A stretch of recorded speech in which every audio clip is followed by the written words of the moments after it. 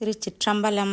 சிவசிவ சிவநேய செல்வர்களே, கடந்த பதிவில் அற்புத திருவந்தாதியின் பாடல் 74 இறைவன் கையிலிருக்கும் பிரம்ம கமலத்தின் பெருமையை சொன்ன காரைக்கால் அம்மையார் இன்று சிந்திக்க உள்ள அற்புத திருவந்தாதியின் பாடல் 75 தன் கற்பனை கண்ணில் இறைவன் திருமுடியை ஆகாயமாக கண்டதோடு அதை நமக்கு உணர்த்தும் பாங்கை நாம் கேட்டு மகிழ்வோமா?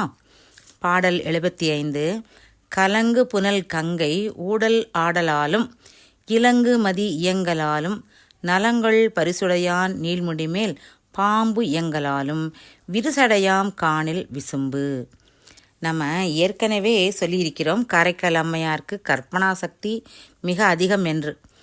இறைவனுக்கு ஆபரணங்களாக அமைந்த தம் பாமாலையாகிய பூமாலையில் காரைக்கால் அம்மையார் ஆங்காங்கே ஓமை அணியையும் உருவக அணியையும் கோர்த்து அணிவித்து மகிழ்வதை இந்த பாடலிலே கேட்டு மகிழலாம். இந்த பாடலில் சிலேடை அணியையும் கூடுதலாக தொகுத்து இறைவன் திருமுடிக்கும் விசும்புக்கும் பொருந்துமாறு அமைத்துள்ளார். காரைக்கால் அம்மையார் இப்போது சிவபெருமானது திருமுடியை உற்று பார்க்கிறார். செஞ்சடையிலே கங்கையை தாங்கியுள்ளான் அல்லவா? அது எப்படிப்பட்ட கங்கையாம்? அதைத்தான் காரைக்கால் அம்மையார் முதல் அடியிலே சொல்கிறார். கலங்கு புனல் கங்கை ஊடல் ஆடலாலும் என்று. இந்த கங்கையை ஆகாச கங்கை என்று சொல்வார்கள். பகீரதன் தவம் செய்ய பூமிக்கு வருமுன் கங்கை தன் வேகத்தை நினைத்து ஆணவத்தினால் கொஞ்சம் கலங்கி நிற்கிறாளாம்.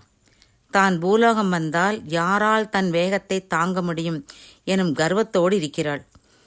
இங்கே கங்கைக்கு மனதிலே கலக்கம். தன்முனைப்பில்லாத மனதுதான் தெளிவாக இருக்கும். இப்போ பகீரதனுக்காக கலங்கிய கங்கையை தன் சடாபரத்திலே இறைவன் ஏற்றுக்கொள்கிறான். கலங்கிய நீரெல்லாம் ஓடாது ஓரிடத்தில் தங்கினால் தெளிவு பெறும். அப்படி இறைவனுடைய சடாமுடியிலே கங்கை தங்கியதாலே தெளிவு பெற்றது. ஆக கலங்கிய நீரை உடைய கங்கை இறைவன் சடையினூடே புகுந்து அலைகளை வீசிக்கொண்டு அசைந்தது. இந்த காட்சியை காரைக்கால் அம்மையார் கலங்கு புனல் கங்கை ஊடு ஆடலாலும் என விவரிக்கிறார்.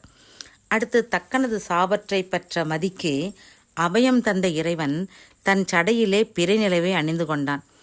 நல்ல இடத்தை சேர்ந்தமையால் அது கவலையின்றி இயங்குகிறது. 11ஆம் திருமுறையிலே மதிமலி புரிசை மாடக்கூடல் என்று திருமுகப்பாசனம் வரும். அதில் மகிழ்வோடு நிலவு தவழக்கூடிய வானம் என்று சொல்வார். அப்படி இறைவனை சேர்ந்தமையால் கவலையின்றி மகிழ்வோடு அந்த மதியானது உலவுகிறதாம்.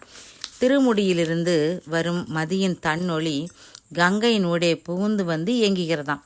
இதைத்தான் 2ஆம் அடியில் காரைக்கால் அம்மையார் இலங்கு மதி இயங்குதலால் என்பார். இறைவன் திருமுடி உயர்ந்து விளங்கும் நீள்முடி. பல வகை நலன்களை உடையவன் இறைவன்.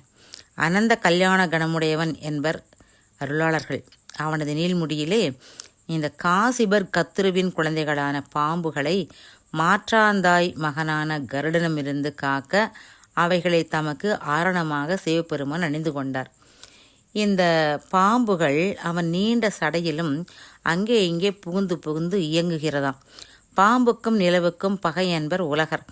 ஆனால் இறைவன் திருமுடியிலே பகை மறந்து குழந்தைகளைப் போல நிலவுகின்றனவாம் அந்த பாம்பும் மதியும். இதையே காரைக்கால் அம்மையார் நலங்கள் பரிசுடையான். பரிசுன்னா இங்கே தன்மை. நல்ல நலங்கள் உடைய தன்மையுடையவன் நீள்முடி மேல் பாம்பு இயங்கலாலும், அப்படி இயங்குவதனாலும். அப்புறம் என்ன சொல்றார் பாருங்க, இறைவன் திருச்சடையிலே கங்கை நிலா பாம்பு இயங்குவது ஆகாயத்திலே இவை உலவுது போல் இருக்கிறதாம். பொதுவாக ஆகாயத்திலே ஆகாய கங்கை உண்டு, நிலா உண்டு, ராகு கேதுக்களாகிய பாம்பும் உண்டு. அதனால் காரைக்கால் அம்மையாருக்கு இறைவன் திருச்சடை அதாவது விசும்பு போல வானம் போல தோற்றமளிக்கிறதாம். அப்பர் பெருமானும் தன்னுடைய திருவொற்றியூர் பதிகத்திலே பாடியிருப்பார். கலை நிரம்பா திங்களுக்கு வானம் திருவொற்றியார் திருமுடியே என்று சொல்லுவார். இப்படி அருமையாக ஒரு சிலேடை அணியை காரைக்கால் அமைத்துள்ளது ரசித்து மகிழத்தக்கது. திருச்சிற்றம்பலம்.